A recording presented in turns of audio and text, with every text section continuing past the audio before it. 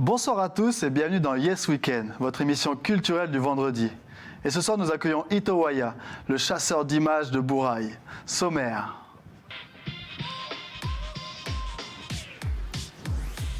Ito Waya, originaire de Bourail, est un artiste de renommée dans sa région. Fervent défenseur de la biodiversité, Ito nous parlera de son amour pour la photographie et du lien étroit que cette passion entretient avec ses convictions de protecteur de l'environnement. Dans une seconde partie, nous découvrirons l'épopée de la famille Cheval en Nouvelle-Calédonie. Une famille de pionniers originaires de France, une histoire dévoilée dans votre émission Histoire d'Histoire.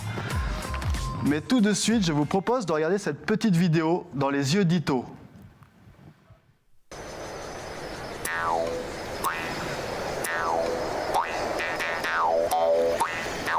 Si vous vous êtes déjà promené dans la région de Bourail,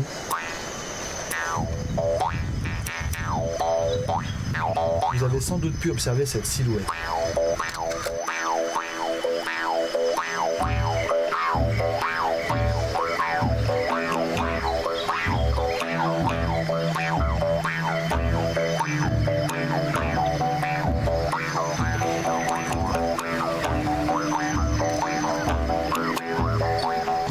Je viens ici là, dans la baie, là, parce que l'espace elle est bien ouvert. Il y a de la place pour bien faire la belle photo du lever de soleil là, qui arrive par-dessus les montagnes de la côte est. Là. Et après on a toute la baie là, jusqu'à sur la droite là où il y a le spot de surf là, pour pouvoir shooter les couleurs de la lumière qui arrive. Ito est ce qu'on appelle un chasseur d'images, sans cesse à la poursuite du cliché parfait, ce qui en fait aussi un observateur averti de son environnement.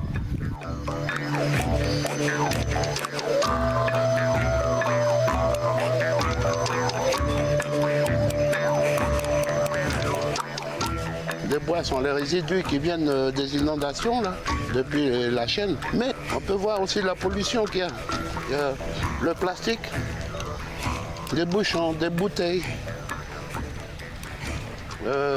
Avant-hier, j'ai vu une roue passer là, avec l'argent de tout s'en aller là. Et c'est ça la problématique. Il y a un manque de conscience. Ito fait partie de ces derniers gardiens de la biodiversité. Et comme il aime le dire, le paradis n'est pas ailleurs. Il est là où nous nous trouvons. La nature est pour lui source de création.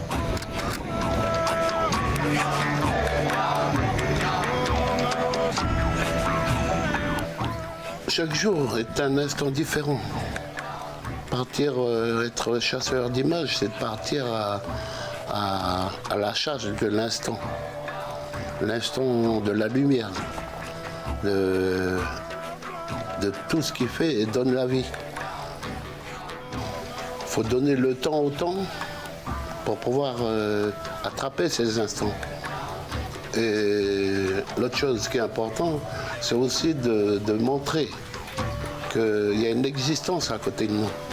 Toute cette biodiversité, elle est à la même hauteur que le végétaux.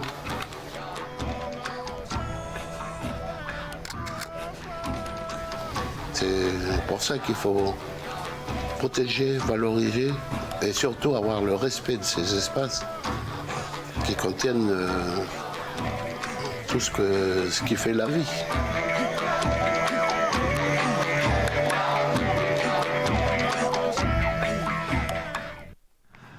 Bonsoir Ito Waya. Bonsoir Mathieu. C'est un privilège de t'avoir avec nous ce soir. C'est un plaisir partagé. Hein. Alors, tu t'es levé à quelle heure pour aller shooter ces photos ? Il faut être avant le réveil du soleil. Il faut dire vers 4h, 4h30 par rapport à la distance du lieu où on va, quoi. C'était une journée ordinaire pour toi ? Est-ce que tu fais de la photo tous les jours ? Oui, à peu près tous les jours. C'est une passion. C'est une passion. Et c'est aussi une manière d'être présent dans le temps, quoi. Alors, chasseur d'images, c'est un terme qui te convient. En quoi cela consiste, en fait ? C'est de capturer l'instant de la lumière sur les sujets présents qui qui font parler, soit rêver, mais c'est de la création simple. Tu as longtemps été un sculpteur et un peintre. Tu t'es mis à la photographie il y a combien de temps en fin de compte? Il faut dire qu'il y a 3 ans, là j'attaque ma 4e année de photo. D'accord. Et j'ai eu la chance de croiser sur mon chemin un ami qui fait de la photo et qui m'a conseillé sur la manière des réglages et autres, et puis sur le matériel. C'est lui qui t'a mis le pied à l'étrier alors?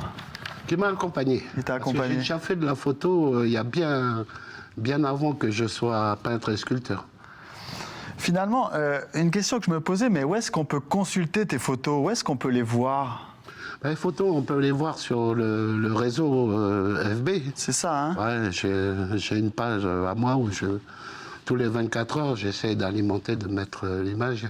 C'est de faire prendre conscience, de dire que le paradis n'est pas ailleurs. Voilà. Le paradis est là où on est, là sous nos pieds. Chaque instant est important. Chaque instant, c'est une vie. Et c'est ça qu'il faut que je veux partager. Il y a un message très important que il ne sert à rien de vouloir courir après le temps. Il faut prendre le temps et donner le temps au temps. Et dans le temps, il y a chaque instant, sinon on n'aura pas le temps de vivre. Alors, on peut voir tous tes clichés là qui passent en ce moment. Il faut être bien équipé aussi. Je vois l'appareil que tu as ramené là, c'est quand même un sacré objectif. Oui, équipé, oui. Après, ça dépend ce qu'on veut faire réellement. Avec tous ces outils qui permettent à attraper la lumière, ça part du petit appareil au téléphone. Qu'est-ce qu'on souhaite faire avec une photo. Ok. Moi, je veux transmettre un message sur la beauté de la vie, de ce qui nous entoure. Et cette beauté-là, c'est ce qui nous donne la vie. On ne peut pas passer à l'écart. Après, je me suis lancé dans la photo, mais je voulais un peu un bon matériel, parce que j'ai encore un projet derrière ça. D'accord. En utilisant la photo comme base. Ok. Et pour l'instant, il faut que j'ai de la bonne matière. Mais c'est quoi ce projet du coup dont tu nous parles là? T'es bien curieux là. Ah bah tu me connais. Hein. C'est que je vais pouvoir utiliser les photos comme support et le fond d'un tableau. Et ensuite pouvoir me remettre à la peinture dessus. Ah, ça pourrait t'aider à te remettre à la peinture en fait? C'est le principe. C'est le principe. Chacun de nous a un artiste qui sommeille en lui et c'est comment on le réveille. Ok. Voilà. Et moi, comme je suis artiste depuis le début, j'essaie d'ouvrir des portes de la création. Parce que la création est à l'infini. L'art est à l'infini. C'est des moyens d'expression, de transmettre des formes de pensée, d'analyse et d'être. Voilà un peu en gros le processus. Parce qu'en fait, la photographie, ça t'aide aussi à mettre en avant la biodiversité pour laquelle tu es engagé. Oui, parce que il y a des choses qu'on ne sait pas voir. Quand j'enseigne en photo, je dis souvent qu'il y a regarder et voir. C'est différent. C'est tout à fait différent. Quand on regarde, on peut voir un beau panorama, mais on ne voit pas un détail qui est justement le point qui valorise la photo. Ensuite, ce qui vient après, c'est le cadrage. Ok. Le cadrage, c'est comment on va lui donner encore cette valeur à l'image. C'est ça, c'est ce qui va éveiller le regard et l'imagination. Ça va faire naître une émotion en nous pour se sentir bien, le mieux-être. Parce qu'actuellement, c'est assez compliqué. Il y a beaucoup de problèmes dans le monde et surtout environnemental. Tout à fait. Tu es une sorte de sentinelle de la biodiversité pour nous ici. Je ne suis pas le seul. Je ne suis pas le seul. Hein. Il y a d'autres qui sont qui sont là aussi autour de nous, mais qui ne dévoilent pas, mais qui sont présents. Et puis qui sont là pour ça aussi. En parlant de biodiversité, je veux dire, ta prise de position en faveur du respect de l'environnement, elle t'a mené jusqu'en Amérique latine, il y a peu de temps, puis en Suisse, avec l'ONG Planète Amazon. Oui. Tu peux nous en parler un petit peu de cet aspect ? Oui, il faut dire qu'au départ, ça s'est présenté dans une période où le Sénat coutumier avait des problèmes internes. D'accord. Alors il fallait désigner un membre du peuple autochtone. Tout à fait. Et de là, la demande a été dirigée vers le centre Chibaou. Ok. Et on est venu me voir pour me demander si je pouvais être à la hauteur et si j'acceptais. Tout à fait. Oui. J'ai accepté. Tu as accepté. J'ai accepté. Et tu es Je suis allé. aussi secrétaire du conseil des clans de la tribu d'Azareux, que je salue en passant. J'ai accepté et je suis parti. Je suis parti Au Brésil. Oui, je suis parti au Brésil. Et là, c'était le rendez-vous des représentants des peuples autochtones des 5 continents. D'accord. Voilà. Tu as rencontré des chefs tribaux. Pardon ? Tu as rencontré des grands chefs comme le chef Raoni. Voilà. Et c'était lui le leader. Exceptionnel. Lui le leader. Et on a travaillé ensemble pour faire des propositions de projets de loi au niveau de la COP 22. Ok. Qui sera soumis à l'ONU. C'est pour le droit des peuples autochtones, on a surtout travaillé sur ça. Mais là-bas, ils se battent contre la déforestation, on est d'accord ? Oui. Et il y a des points communs avec ici, tu as trouvé ? Ah oui. Chaque environnement a sa problématique. D'accord. Qu'on prenne au Brésil, qu'on prend dans d'autres continents, ils ont tous un problème. Elles sont différentes, mais il y a toujours une similitude. Parce qu'on dit souvent que le meilleur gestionnaire de l'environnement, ce sont les autochtones. Tout à fait. Parce qu'au début, avant que tout arrive, ils faisaient qu'un avec l'environnement. Hein? Et c'est ça qui est important. D'ailleurs, pour continuer cette discussion, ça a été aussi le premier dossier, ici chez nous en Nouvelle-Calédonie, où le Sénat coutumier va mettre une proposition pour qu'on puisse créer le récif au patrimoine mondial. D'accord. D'où la création de la zone côtière ouest. Ok, d'accord. Ensuite, ça a tourné un peu partout dans le pays, mais voilà, c'est la valorisation de notre espace environnemental. On t'a vu, on te voit en photo avec des personnalités. Là, je vois Mélenchon, le chef Raoni. C'est pas n'importe qui, dis donc. C'est surtout pour porter le message des attentes des autochtones, du peuple autochtone. Tout à fait. Chaque personne a un problème, on cherche des solutions pour le peuple. Et comment on fait, comment on adhère, et avec qui on doit discuter. Parce que les autochtones, dans les discussions qu'on a eues, que j'ai eues aussi avec les gens d'Europe, c'est qu'ils ont perdu la connexion avec l'espace environnemental. Ok, d'accord. Ils recherchent la partie spirituelle qui sera le lien avec cet espace environnemental, avec la nature, avec les arbres, avec tout ce qui fait cette biodiversité. Ito, notre émission avec toi, elle arrive à sa fin. Merci d'être venu porter ce message en faveur de l'environnement et la protection de la biodiversité. Et nous, on va continuer, mais on se laisse ici. Merci encore d'être venu, Ito. C'était vraiment un plaisir de t'avoir avec nous. C'est un plaisir partagé. Je vous souhaite une bonne soirée et un excellent week-end. Merci, Ito.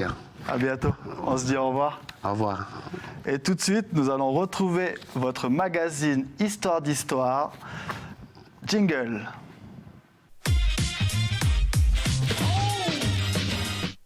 Et c'est Lou Lourde, la réalisatrice d'Histoire d'Histoire, qui va nous rejoindre en duplex tout de suite pour nous parler de ce dernier numéro. Mais avant, on regarde un petit extrait.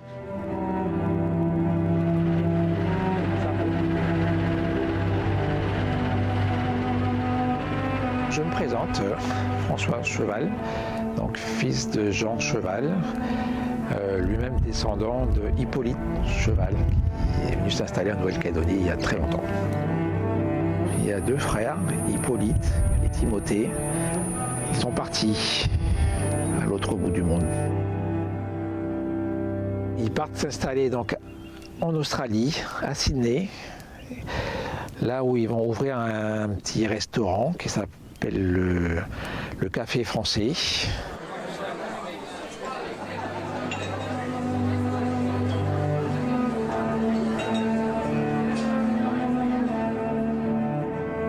Les 2 frères, Timothée et Hippolyte Cheval, arrivent à Sydney. Ils parlent la langue anglaise et le capital offert par leurs parents permet la réalisation immédiate de leur projet. Les frères Cheval décident la création d'un restaurant qui acquiert vite une réputation méritée.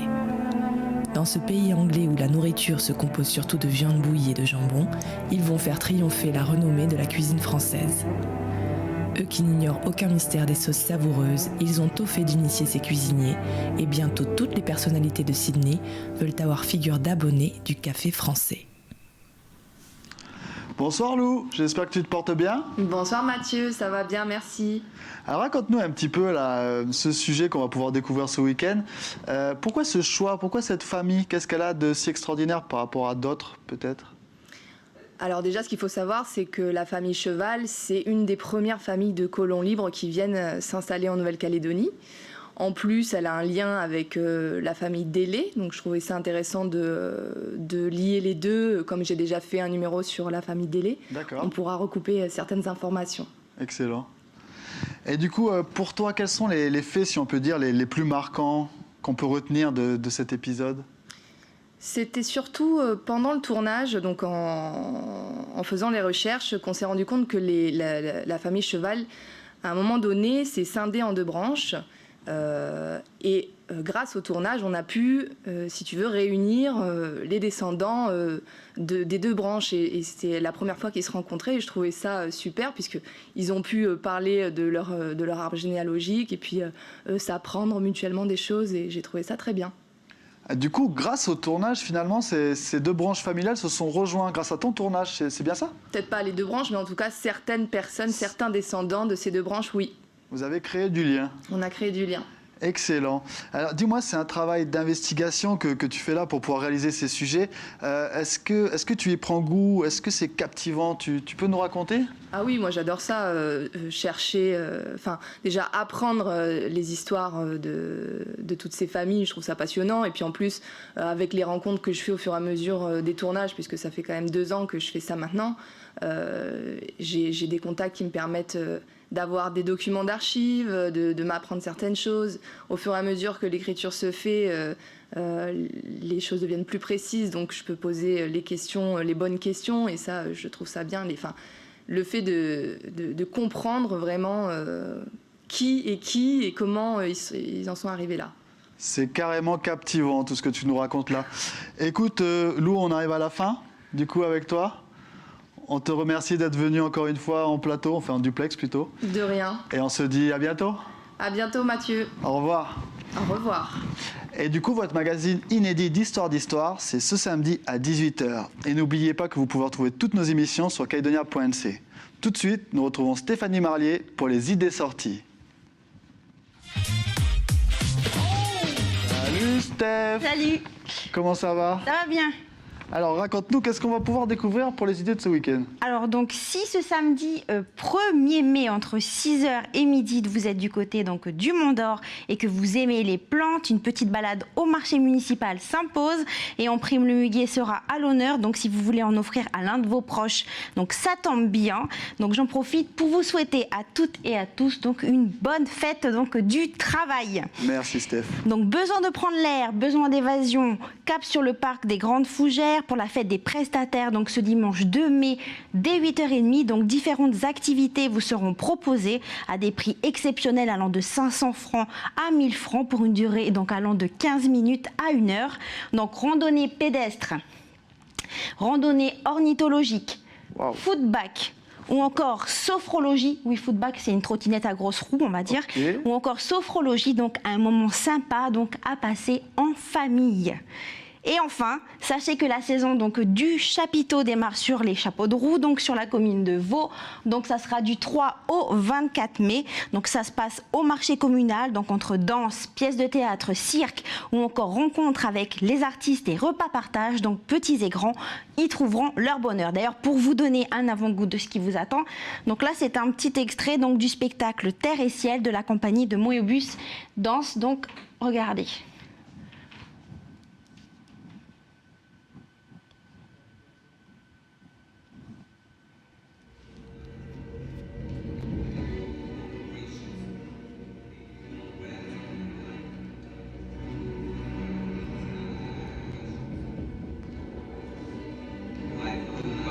Mélange de danse contemporaine, hip-hop, je trouve ça captivant.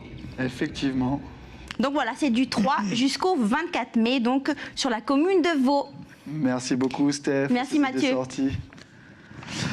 Merci à vous d'ailleurs de nous avoir suivis. Notre émission touche à sa fin. J'espère que vous avez passé un bon moment en notre compagnie. Et d'ici là, on se dit à la semaine prochaine. Portez-vous bien et bonne soirée sur Calédonia.